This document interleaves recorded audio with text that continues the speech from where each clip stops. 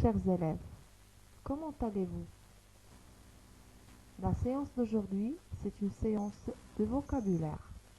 Installez-vous confortablement et suivez avec moi.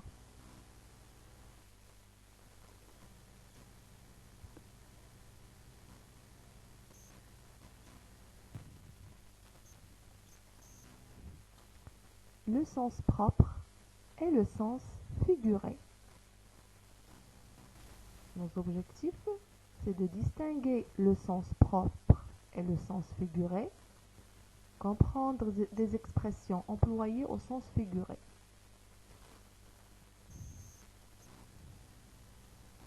Prenons des exemples. Karima porte une robe bleue. Ahmed a une peur bleue des araignées.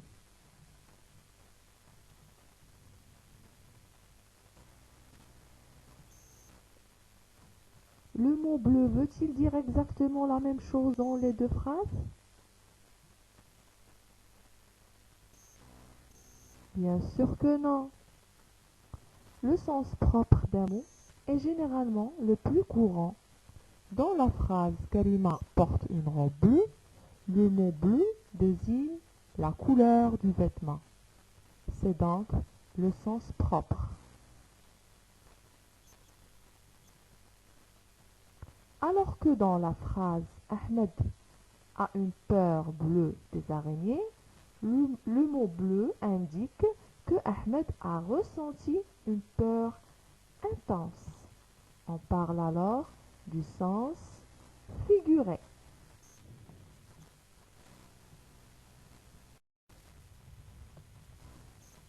Le sens figuré se retrouve dans de nombreuses expressions comme raconter des salades, avoir la tête dans les nuages et donner sa langue au chat.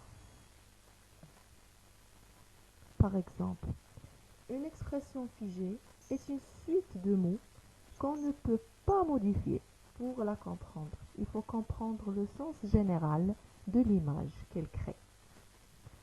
Avoir la tête dans les nuages, par exemple, veut dire un peu déconcentré de la réalité.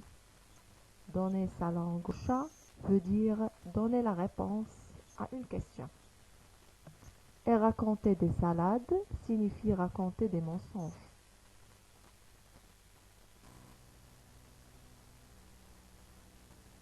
Alors, si un mot est utilisé dans son sens le plus courant, on dit qu'il est utilisé au sens propre.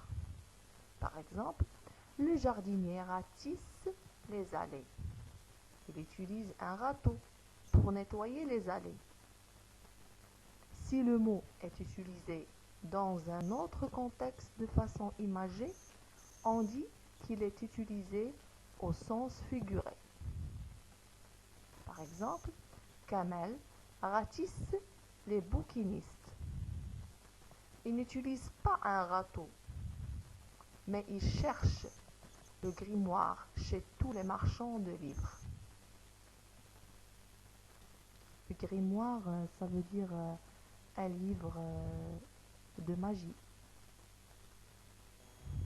Alors vous comprenez? Je répète.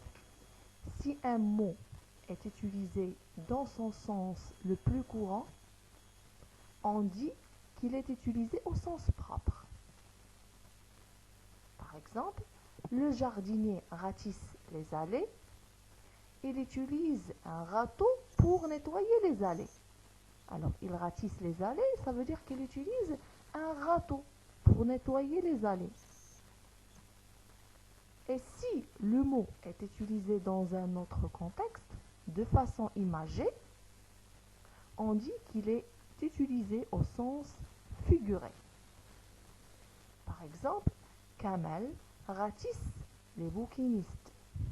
Est-ce qu'il utilise le râteau pour... alors, est-ce qu'il utilise ici le râteau? Non. Alors, il n'utilise pas un râteau, mais il cherche le grimoire chez tous les marchands de livres.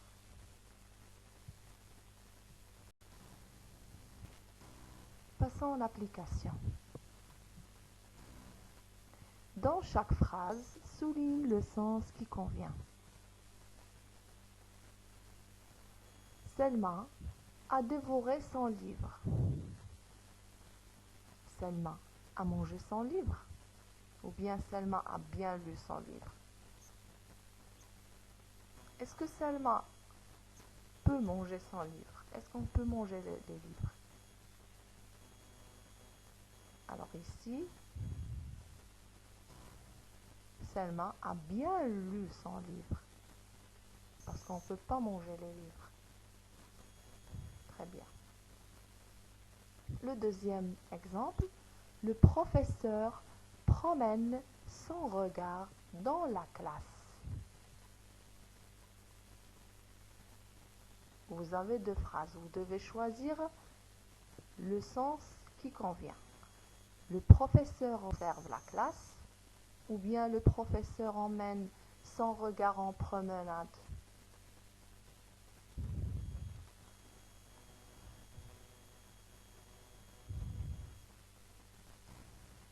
Très bien, le professeur observe la classe. Bravo les enfants. Bon courage.